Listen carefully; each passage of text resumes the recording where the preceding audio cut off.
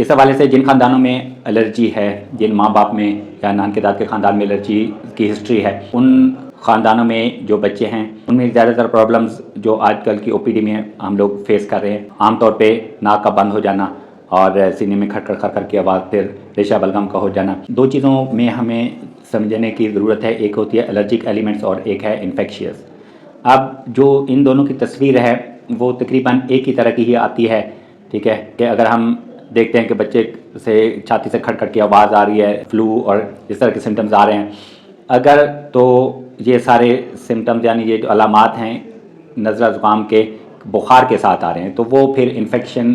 کی طرف بچہ جا رہا ہے، اور اگر یہ ساری علامات ہیں اور بخار نہیں ہے تو وہ پھر بچہ جو ہے وہ الرجی کی طرف جا رہا ہے۔ تو دونوں صورتوں میں آپ نے اپنے قریبی مستند ڈاکٹر ہے اس سے رابطہ کریں تاکہ اس میں بچے میں ٹائملی جو سٹیپس ہیں وہ اٹھائے جا سکیں، کیونکہ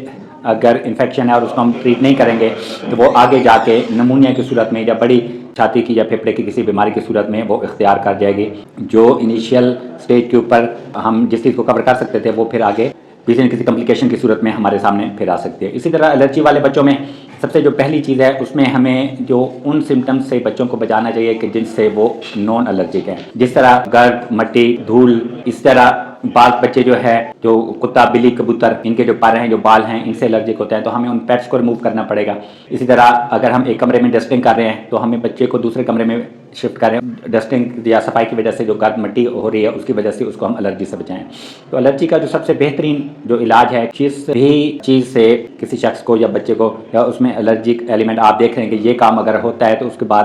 اس کی طبیعت خراب ہونا شروع ہو جاتی ہے، اسے چھینکیں آنا شروع ہو جاتی ہیں، ناک سے پانی آنا شروع ہو جاتا ہے یا کھانسی وغیرہ یا اس طرح کی چیزیں سٹارٹ ہو جاتی ہیں، تو کوشش یہ کریں کہ ان ایلیمنٹ سے، ان چیزوں سے بچے کو بچائیں، اس کے ایکسپوجر سے بچے کو بچائیں تاکہ آگے اس کے پھر ہمیں ٹریٹمنٹ کاسٹ جو ہے وہ پھر کم سے کم پڑے گی۔